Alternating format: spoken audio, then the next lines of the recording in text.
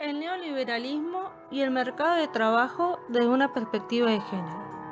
Entendiendo que los sistemas económicos son arreglos históricamente constituidos, a partir de los cuales los agentes económicos emplean recursos e interactúan por la vía de la producción, la distribución y el uso de los productos generados dentro de mecanismos institucionales de control y de disciplina, planteamos, siguiendo a Harvey, que el neoliberalismo como sistema económico se encuentra caracterizado en tanto, en gran parte de América Latina, generó un estancamiento o bien picos de crecimiento seguidos de derrumbes económicos. En segundo lugar, la neoliberalización, en tanto proceso, ha ayudado para restituir el poder a las clases dominantes. Por otra parte, durante este proceso, la idea de un incremento de la desigualdad social dentro de un territorio era interpretado como algo necesario para estimular el riesgo y la innovación. Harvey plantea en su obra que el logro más sustantivo de la neoliberalización estuvo centrado no en generar riqueza y renta, sino más bien en redistribuir ambas, siendo el mecanismo principal para lograr esto la acumulación por desposesión.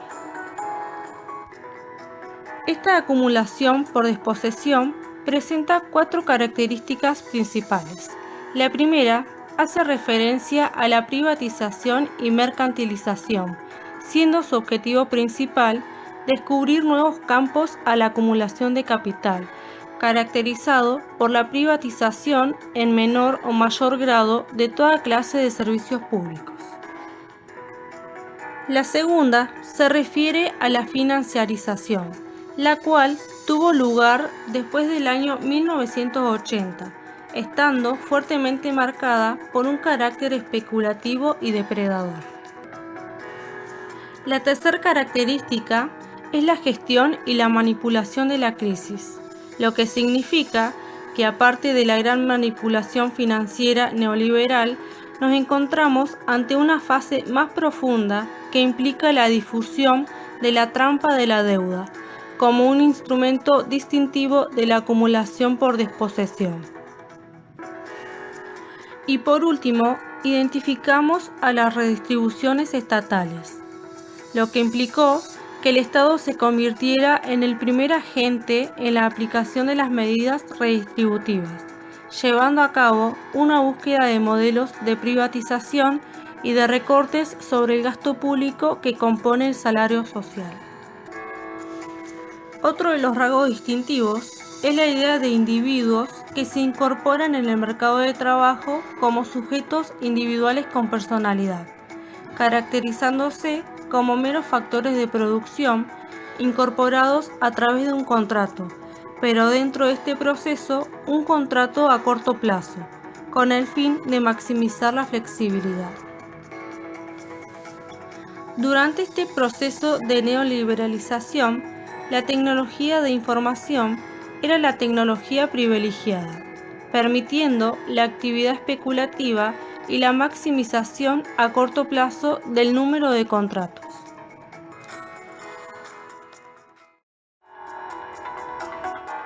En la neoliberalización se profundiza la flexibilización laboral y siendo esta una de sus características, debemos analizar el mercado de trabajo desde una perspectiva de género.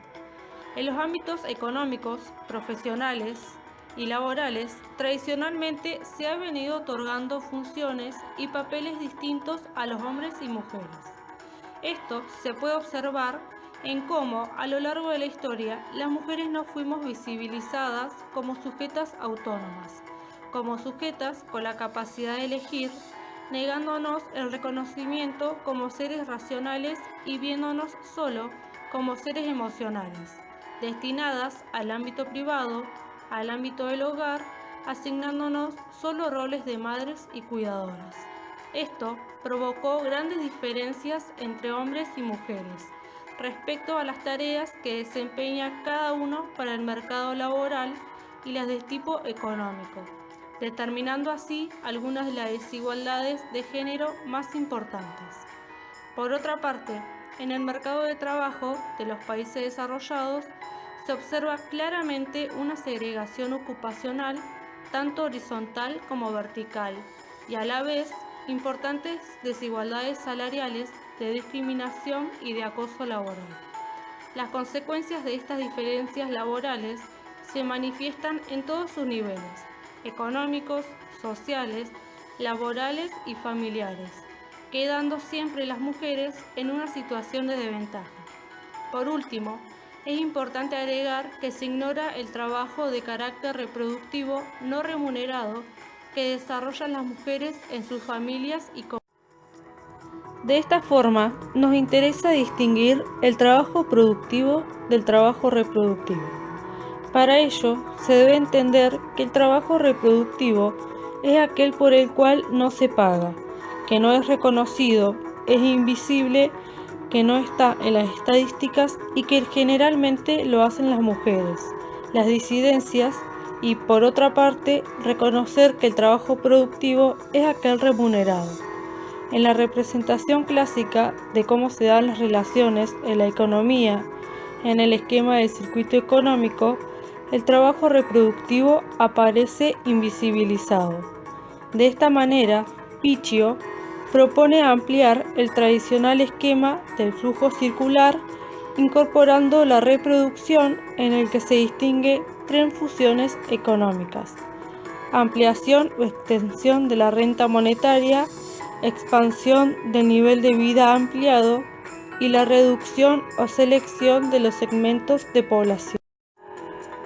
En cuanto a la extensión del consumo real, esta se da por el consumo que uno realiza de bienes y servicios, lo que quiere decir que si alguien consume un bien, le permite la satisfacción de una necesidad.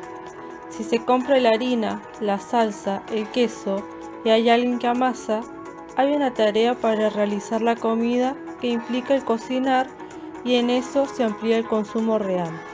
La extensión es el trabajo que permite la satisfacción de las necesidades y que media una tarea doméstica que posibilita el consumo de esos bienes.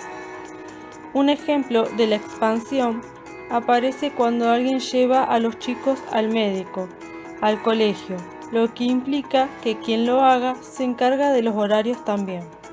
La expansión es otro nivel de necesidades más altos en términos de ampliar el bienestar, que se refiere a la manera en cómo se accede a ciertas condiciones que tienen que ver con el bienestar social, de salud, educación o recreación cultural, todo lo que amplíe el desarrollo de los individuos. Reducción se refiere a que se reducen personas y sus capacidades para ser usadas, para ofrecerse como factores en el mercado de producción. Como ese trabajo reproductivo genera capacidades e identifica personas o a sectores de la población, elijo lo que me sirve. Por ejemplo, los problemas de las mujeres en el mercado de trabajo, es decir, su inserción en el mismo, ya sea por el tiempo acotado, por tener hijos, lo que implica que la mujer pida días por si se enferma. Por otra parte, si queda embarazada, la maternidad, existiendo empresas que no contratan cuando están en edad reproductiva. De esta manera, el mercado de trabajo pone fronteras en relación a esas mujeres, identificándose nuevamente una desigualdad en el mercado laboral desde el género, como expusimos anteriormente. ¿Okay?